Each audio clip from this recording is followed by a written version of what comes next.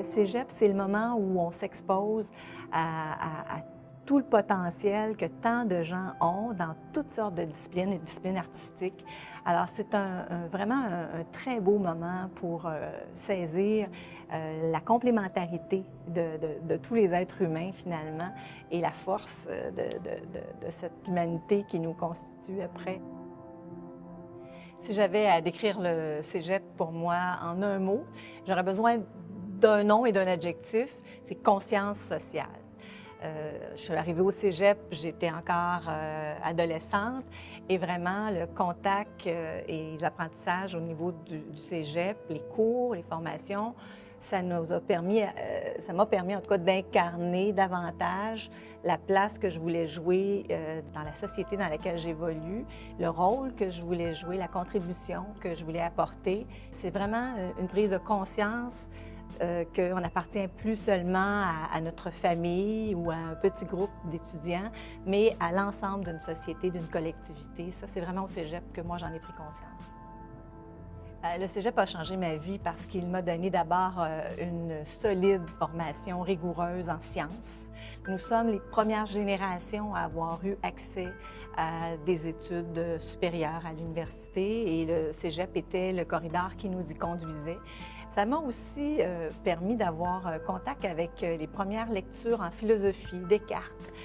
C'était marquant, c'était une ouverture sur le monde, ça aussi, sur un monde passé, sur des réflexions qui étaient encore tout à fait d'actualité.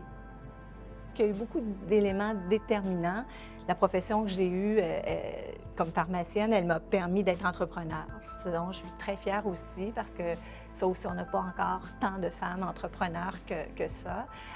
J'ai été la deuxième femme présidente de l'Ordre des pharmaciens, un ordre qui a 140 ans d'histoire quand même.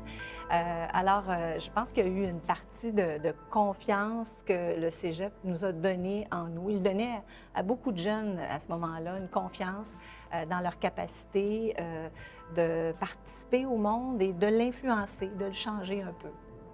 Je pense que c'est une belle occasion aussi de s'engager dans différentes activités étudiantes parce que c'est souvent là qu'on va découvrir d'autres forces, d'autres qualités que nous-mêmes, on ne soupçonne pas qu'on a en nous. Alors, ça fait partie aussi, je pense, d'une initiation à l'engagement dans la société. On nous donnait au cégep la confiance de pouvoir changer les choses. Et ça, je pense que ça existe encore pour les étudiants et il faut qu'ils se l'approprient, ça leur appartient. L'avenir, il leur appartient à eux, alors ils ont le droit d'influencer leur avenir. C'est un immense avantage qu'on ait les cégeps au niveau du Québec. J'étais présidente de Pharmaciens sans frontières, donc je suis allée dans des pays d'après-guerre, Bosnie, Kosovo, dans des pays en développement, en Afrique, Haïti. Et on en revient convaincu de la valeur que l'éducation publique a. Alors, c'est un immense privilège que riches ou moins riches puissent avoir accès à des études au niveau collégial, puissent avoir un diplôme professionnel, avoir un accès éventuel à l'université, mais les diplômes de technique sont également énormément puissants comme moteur économique du Québec. Alors, c'est un grand privilège qu'on puisse avoir accès à ces études de façon universelle, sans que le coût soit un obstacle à l'accès, que ce soit équitable pour tout le monde. Bon 50e anniversaire au Cégep du Québec.